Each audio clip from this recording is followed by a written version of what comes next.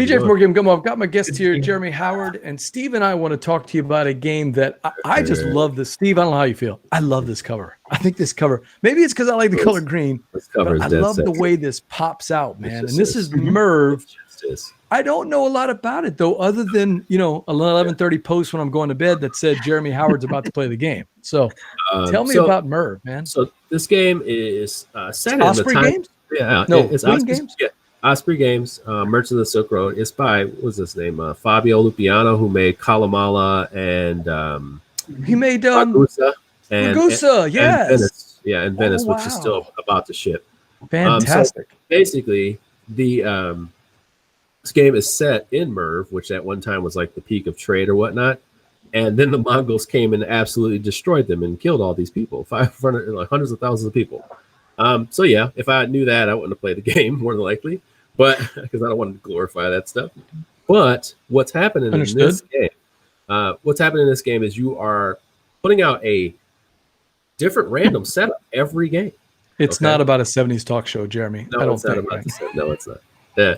So you're laying out these tiles. These tiles have actions on them, and they have spots for cues, but they also have a color ribbon on them. And what you're doing is you're placing these out randomly, so your board is different every time. Oh, really?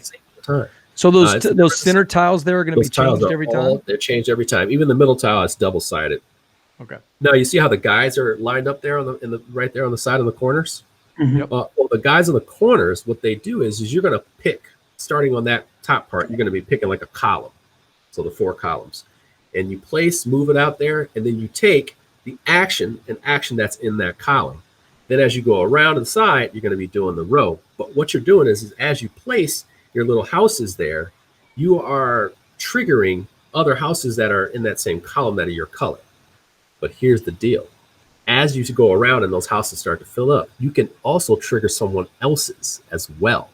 Okay? Ooh. So you can basically, when you go around, you can be like, actually, I like that guy's better. So I'll do theirs. I'll activate this building and I'll activate all their colors.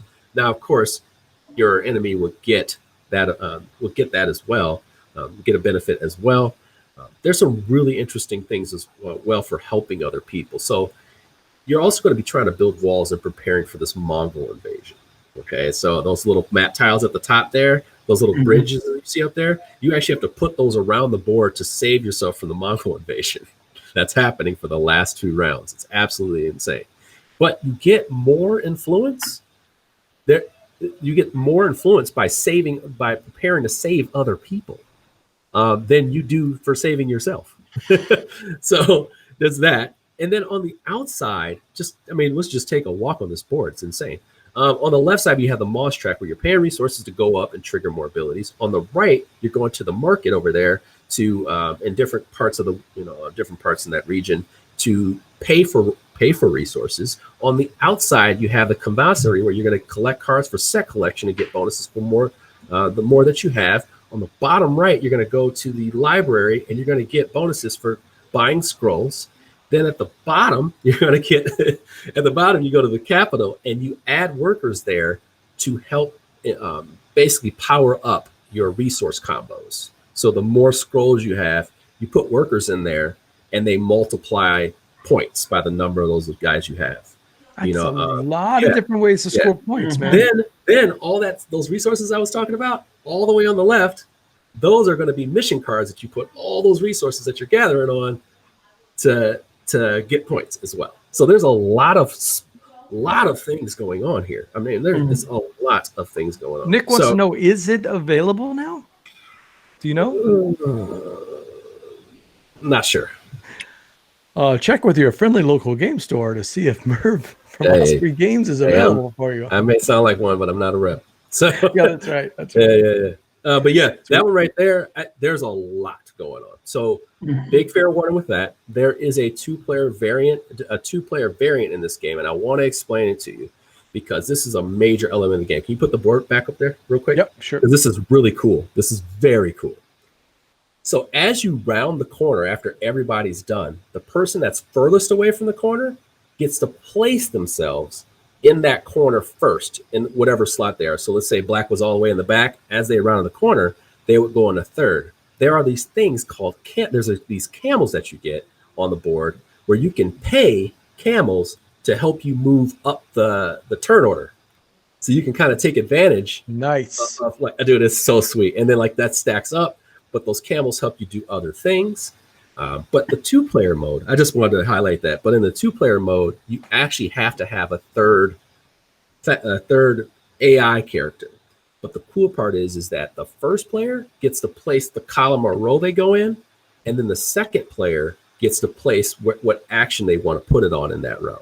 So you both have choice of what's going on there. Mm. And I didn't think I like it at first, but then I was like, this takes it to another level. Like, this could be a very intense 2-player game. Like, very clever, very intense, because not only are you trying to figure out, you're kind of on your toes because you're thinking like, am I going to be able to trigger out all my powers, my thing? I don't want to set up one lane too much to help them out, and then you got the third, this third one in here. And you're like, well, how am I going to set this up where eventually I may be able to take advantage of this? Or am I going to be able to do my own chain? And you won't understand that until you see it, but you'll see it as you start rounding the bend. You'll be thinking about 2 turns ahead, in the game.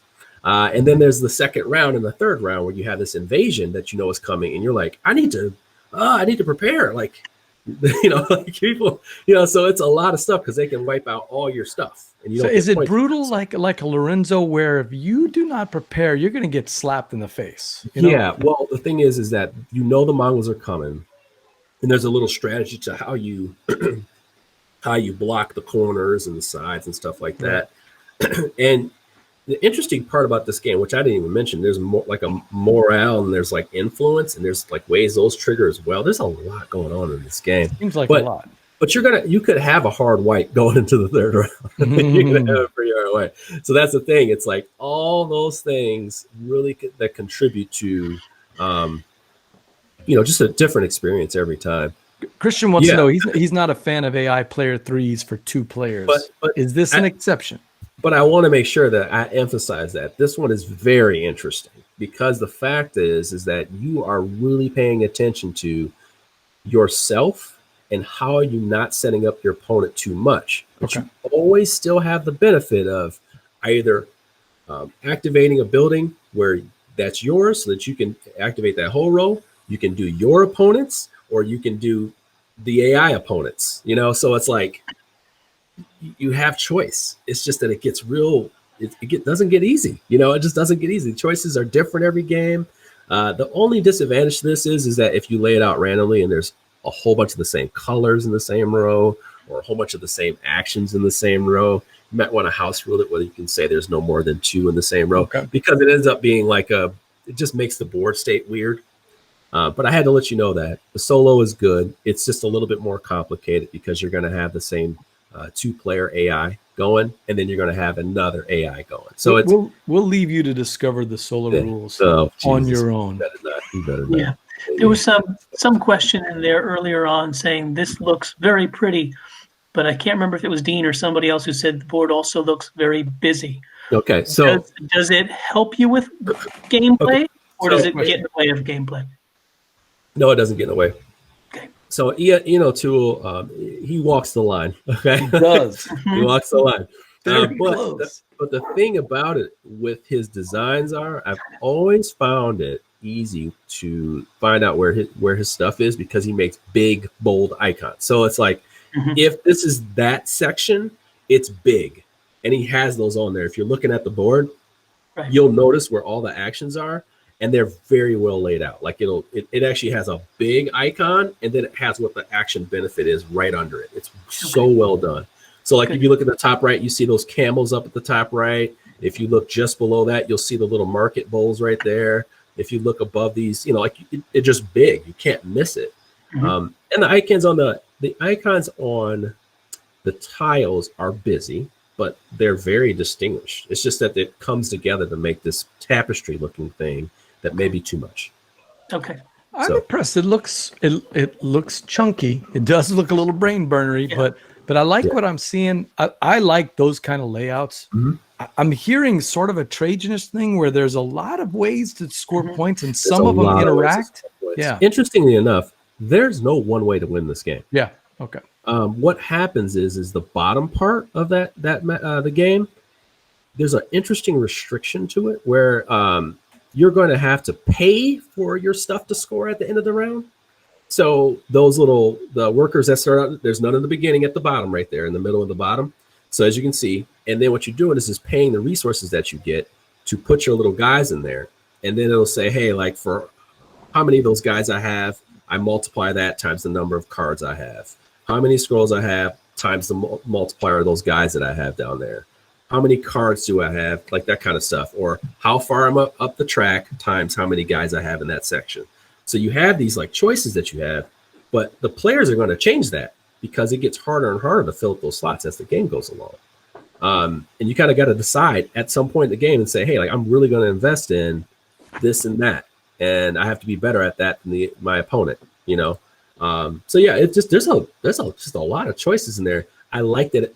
I was a little lukewarm on this game, and then I became a lot more excited about it with more plays because you're going to see when you play it the first time, you might get it or not, but then when you play it the second time, you'll understand how it works, but you're going to have to change how you play it based on the layout of the tiles and also how people start to play out the game in round one.